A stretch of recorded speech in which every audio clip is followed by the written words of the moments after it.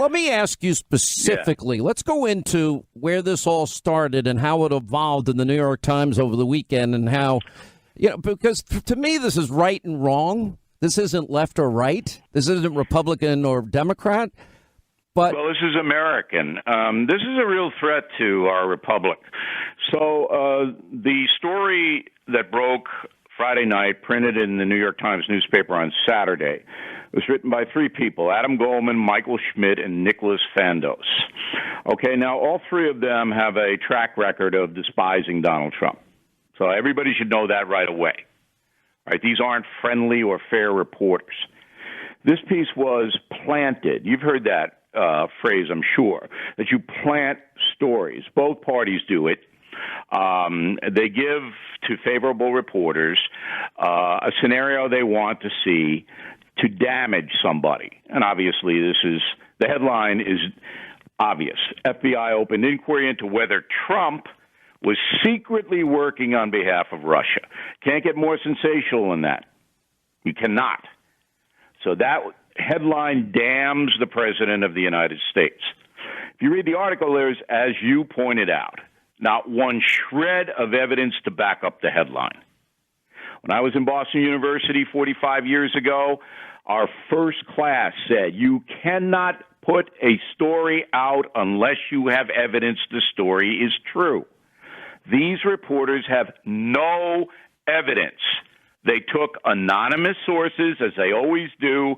The quote is, according to former law enforcement officials and others familiar with the investigation. That could be anyone.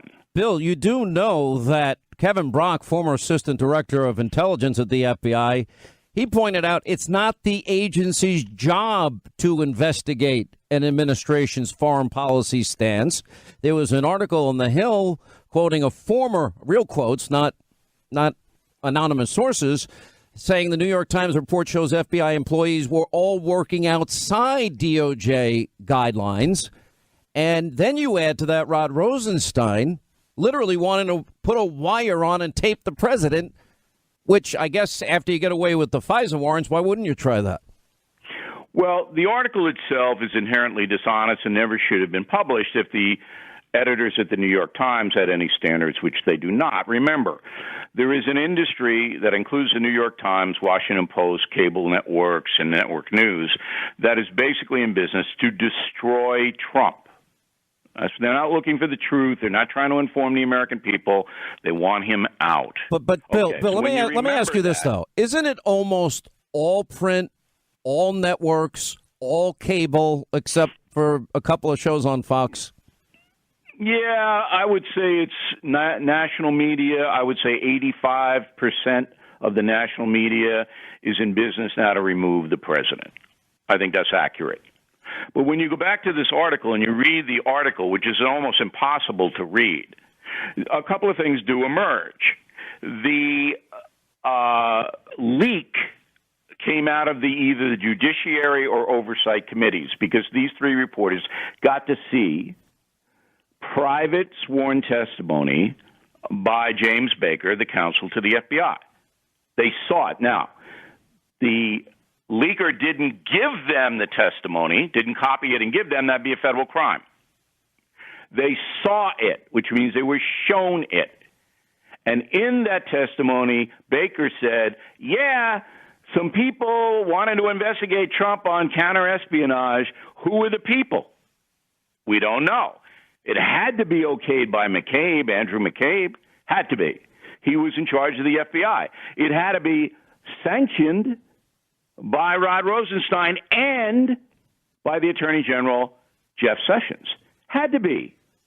FBI agents just don't initiate an investigation by themselves. Well, let me backtrack. They have to go through a chain of command. The same people, the same cast of characters, were the same people that signed off on the dossier. Now, yes, it's the same crew that did this. But what's important is that Goldman, Schmidt, and Fandos, the three reporters, never even went for comment to McCabe or to Sessions or Rosenstein.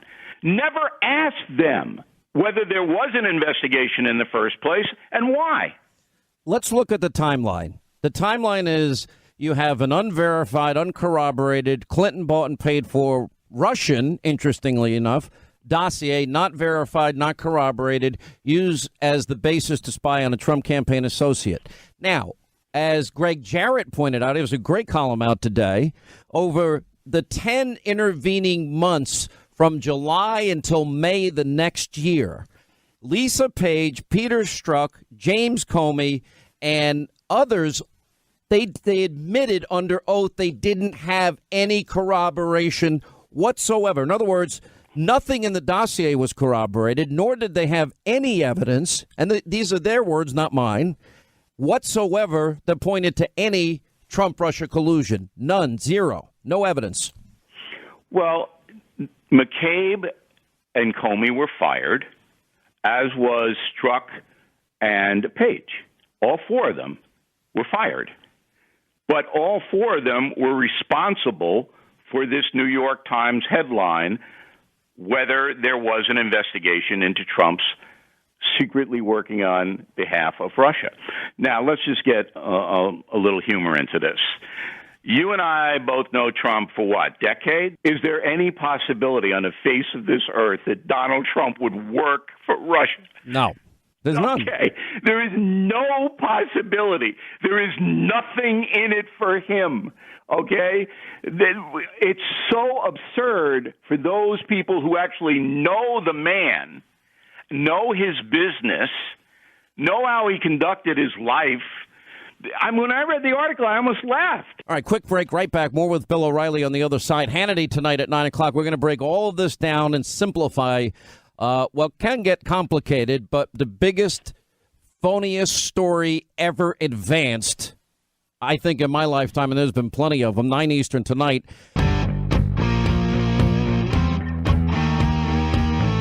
All right, as we continue with Bill O'Reilly, author of the bestseller Killing the SS, you do know that the dossier claimed that he was in the Ritz-Carlton in Moscow with two hookers urinating on a bed. He's the biggest germphobe in the history of mankind. And by the way, but I don't need, look, the dossier has been discredited. If there was a shred of evidence to it, if anything about it were true, it would have been out by now. Right. All right? They tried and tried and tried, all right, and it would have been out. So that's dumb. But this is Friday. This is Friday. This is the New York Times with this headline, "Is Trump secretly working on behalf of Russia?" I mean, this is just insane. And I want to get across. All right, but Bill, Americans, you're saying it's insane. This is dangerous. Exactly. It's dangerous. This is a threat. You have a media now allying with a political party, the Democrats, to destroy a president of the United States. Now, if Donald Trump did anything, committed a felony, worked for anybody he shouldn't have worked for as a government official, I want him destroyed. Okay? If that's true, he doesn't deserve to be president. But you cannot, in a free nation, continue to read articles like this that have no information, anonymously sourced, obviously planted, and trying to cast the president in the worst possible light they can. Where is the responsibility of this newspaper? Bill, I've said for years now, in my opinion, journalism in America is dead. I think and that's really dangerous because the people have very few outlets to rely upon anymore. Let me ask you that. Shrinking down. Bill, you watch it, you read it, you see it.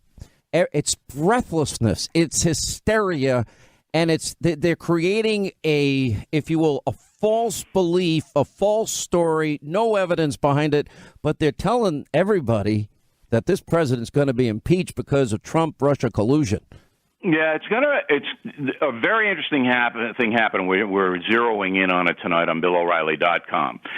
Carl, the White House correspondent for ABC News, not a friend of President Trump, all right? John Karl.